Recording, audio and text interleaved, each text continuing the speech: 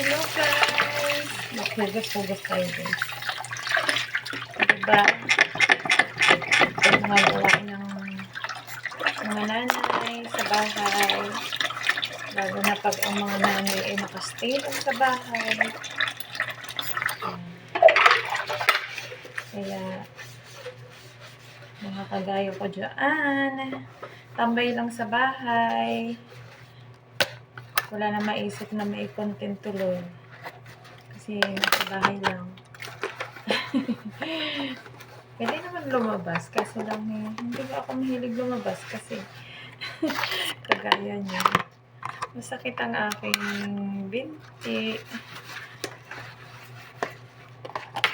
Nirarayuma. Matanda na.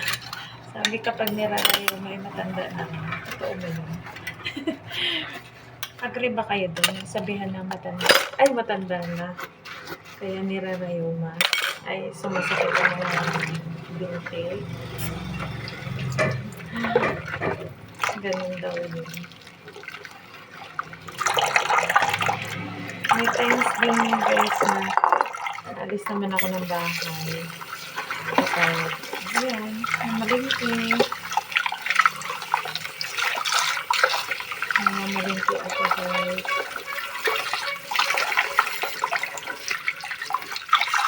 Malingki, bahay.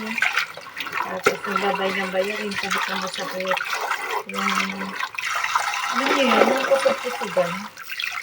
Ang sumasakit sa akin yun guys. At saka dun sa man. Tinatawag natin na ano sa Tagalog. Naalala ko lang ang yung salitang lukok-lukokan. Ayun, alam mo yun. Yun. Sumasakit yun sa akin guys. Sumasakit. Arthritis ba? Inuutosan naman ako ng mister ko na mag-exercise. Natamad naman ako mag-exercise. Diba minsan nakakatamad mag-exercise kapag nag-iisa ka lang. Kaya sabi ng mister ko, magsamba ka na ulit. Tinatawa naman ako pumunta ng mall para magsamba. Ayun. Lahat na lang. Siguro ang sakit ko ano na. Katamaran. Di ba na?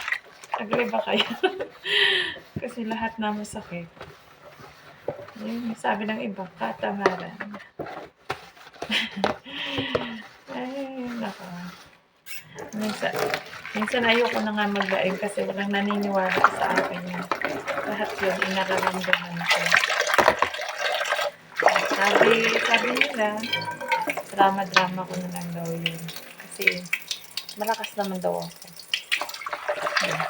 Kailangan natin magpanggap na malakas. Dahil sa ating mga sakit-sakit.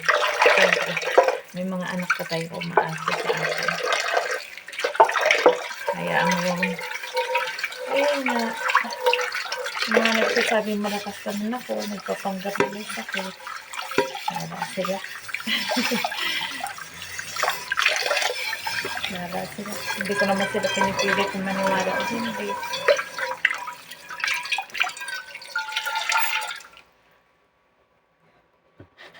Thank you guys.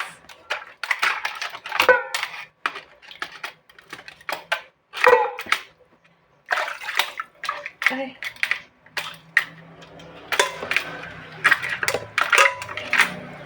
Hindi naman natin kailangan pilitin sila na maniwala sa ating sinasabi na may karamdaman tayo.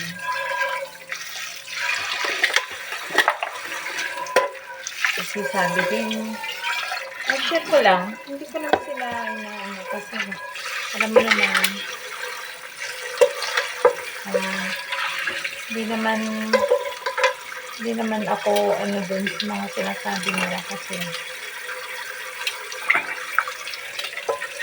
ayun ko ba, share ko lang sa inyo. Marami na akong naririnig, marami na akong experience na ganun sila magsalita.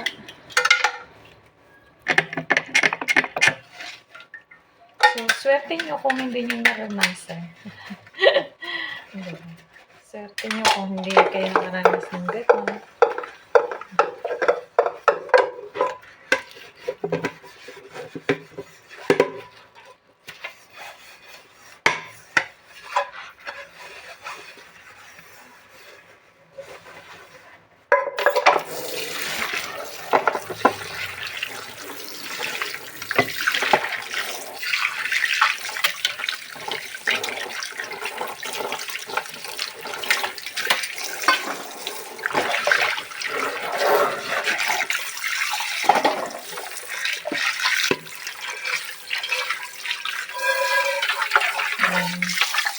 Thank you guys. Thank you. Sinamahan niyo ako sa pagbibigas.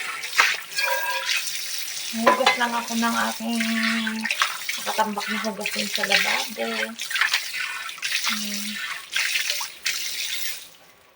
Thank you for watching. Thank you sa support nyo guys.